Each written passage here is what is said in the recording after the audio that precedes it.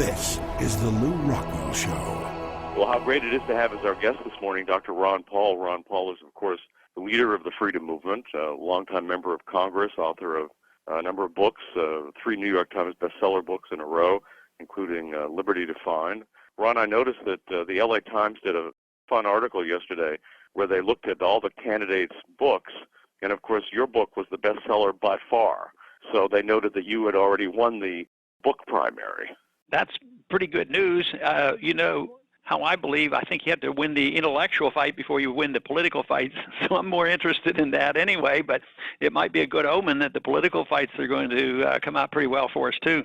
Ron, I was thrilled by your latest, as by all your subcommittee on monetary policy hearings, but this latest one where you were grilling these 2 Federal Reserve lawyers, I thought that was quite an extraordinary moment. Tell us about the purpose of those hearings and what you think they accomplished. Well, I wish they could accomplish a lot more, but just exposing the system, I think, is the best accomplishment. But, you know, because of those Freedom of Information Act, the lawsuits done by Fox and also by Bloomberg, has revealed a lot of information. And, of course, I made fun of it because they gave us 29,000 pages, and everybody calls it the dump. I said, in the hearings, you know, I said, you know, I know of this guy that was being audited by the Federal Reserve, and he dumped everything in a bushel basket and dumped it on the desk. And I think he went to prison for that. But here, the Federal Reserve can dump it on us. And then the one section that we paid a lot of attention to, because you can't read 29,000 pages, but the one section we took and concentrated on was the section that actually introduced that they had another lending facility that not many people have talked about at all. And in that 300 and some pages, over 80% of the pages were redacted. You couldn't read anything. It was blackened out. So he did give a feeble answer and say, well, if you're specific, you can come back. Yes, we'll let you read that part. But you wonder, you just wonder what goes on in their minds to think that this is going to satisfy the people. But the other thing that we concentrated on was how do they decide who gets bailed out, and why are you too big to fail but too little to get some help? And also, why the concentration on foreign bailouts? There was one period of time where at the discount when 88% of all the discount loans were going to foreign banks. And, of course, the guy from New York, and you know how important the New York Fed is, I asked him precisely because essentially 100% of the activity at the New York Fed was to send money to foreign banks, and of course I suggested, but didn't get a very clear answer, that well maybe all a foreign bank has to do is open up a branch bank in New York, and they have a line, unlimited line of credit to the New York bank. So this sort of internationalizes the system, and I think it's all a game they play, because I think it's in the interest right now of the financial people to prop up the dollar. I think the dollar's artificially high. Everybody's worrying about it being low, but I think it's artificially high because there's too many people have an interest in it. But I don't expect too many straight answers. We're going to follow up with a lot of written questions, and if they avoid it completely, then we might have to talk about subpoena power. But right now we're just going to pursue the process the way it's been done in the past. Well, what an extraordinary thing it is. I mean, here's the Federal Reserve, these rulers of the world as they see themselves, and unfortunately all too often are the rulers of the world.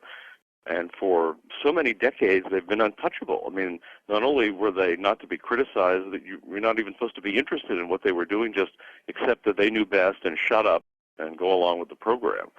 You have made this, what they do, what they hide, the various effects of the Federal Reserve, for the first time controversial among regular people, and for that matter among the Congress. Nobody in the Congress except you cared about this sort of thing. So isn't this just by itself intellectually and politically and culturally a huge bit of progress? Oh, yes, and even if next week or next month or next year we don't get everything we're asking for, which I suspect will be the case, we're winning because they're on the defensive. They have to hold the press conferences. They have to sort of, spin what's happening now. But what they cannot bear is the burden of their failed policies, and their policies are failing. Just think of the statistics that came out today. The economic statistics are horrible, unemployment and all these problems, and then they're starting to talk about a double dip. I've argued it's only been one big dip, and this so-called recovery didn't exist all that they did was print money. So their system is failing, and it's going to become more noticeable.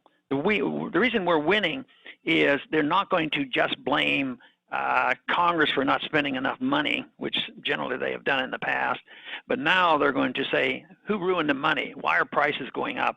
And now, instead of saying, well, the solution is stop these people from making profits, and what we need are wage and price controls, we're going to have to put controls in the Federal Reserve and bring them down and bring them down to their knees, because the people are going to get angrier and angrier, and we have to get them to direct their attention in the right place.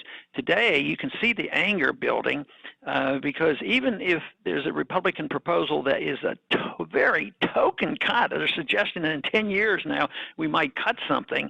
I mean, there's a lot of anger. People believe that entitlements are right. So we're in for a big mess. But our numbers are growing, and we need the general population to realize that the Federal Reserve can't get off the hook on this. And this is really, like you say, I think it's very encouraging that we've gotten their attention.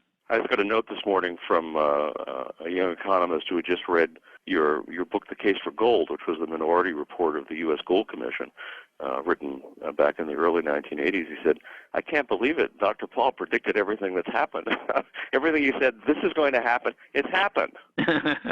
Yeah, well, I don't feel like I take the credit because what I've studied in the past, and I think the economic theories of the Austrian school have been correct, and this has helped me, analyze things. So it's not like I'm clairvoyant and, all of a sudden say, oh, yeah, I know the future. I can read the future.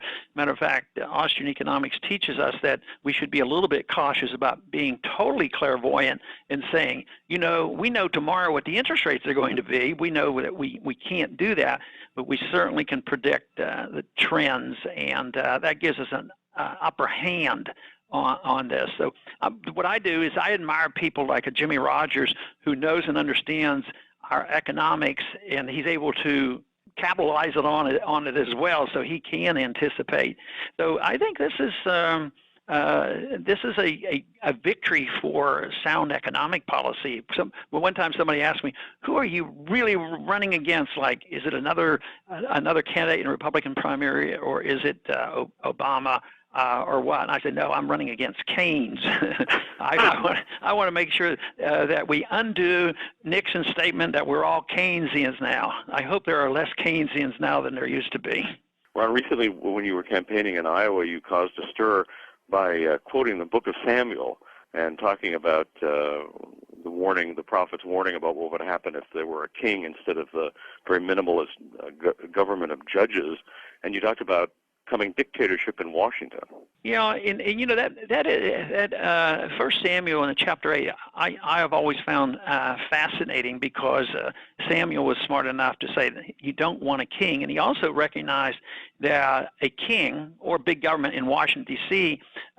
Replaces belief in God. So most people throughout all history believe in a creator and in a God. So who do we obey and who do we try to follow? Is it our government? So Samuel said, well, if you have a king, you're going to replace the instructions you get from our Creator and the things that are handed down by the fathers. And so therefore, he says, don't do it. He said, before you know it, they're going to be fighting wars and drafting your children, girls and boys. And I thought the other thing was pretty amazing. He says, and they're going to tax you also. And I thought, boy, I'll tell you, it looks like we've asked for a king. We don't call him a king, but we have dictatorial powers in Washington, and they're getting worse every single day. Ron, today you're going to address a big Christian right rally in Washington. Don't you think that even some of those people are beginning to come around? Yes, and I like to go to these functions because my language will be a little bit different, my beliefs will be a little bit different, and I do have a strong faith. And I like to, push them a little bit into what my understanding is from the New Testament. And it isn't, I never, growing up, being raised in a Christian church, that I was never taught that Christianity was teaching teaching violence and war. I always got a quite different message, and yet now there has been a fair number of Christians who feel this obligation on how we should treat our enemies, and it doesn't sound anything like what Jesus has Jesus taught. So I go because it's a challenge. But I think there is a difference. I think the reception in Iowa is different, and they are very conservative Christian people, and they're right-to-life people. And they're starting in talking about families. The response has been, what you talk about is really a family value, and that is a sound economy and people having jobs and not having inflation. All of a sudden, that's family values too, and it's very biblical too, not to have dishonest money. I think we're supposed to have honest weights and measures. Well, no question that everybody in this country is worried about the economic future. You've been the one man pointing out what was going to happen and what we need to do to fix things.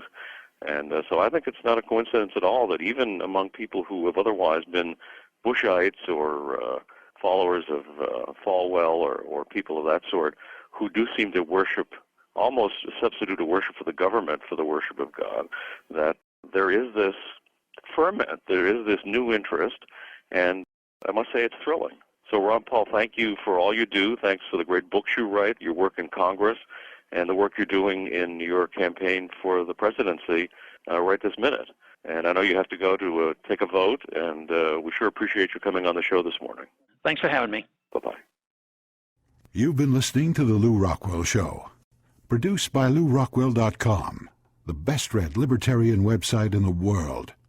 If you'd like to advertise on this podcast or on the website, email advertising LouRockwell.com.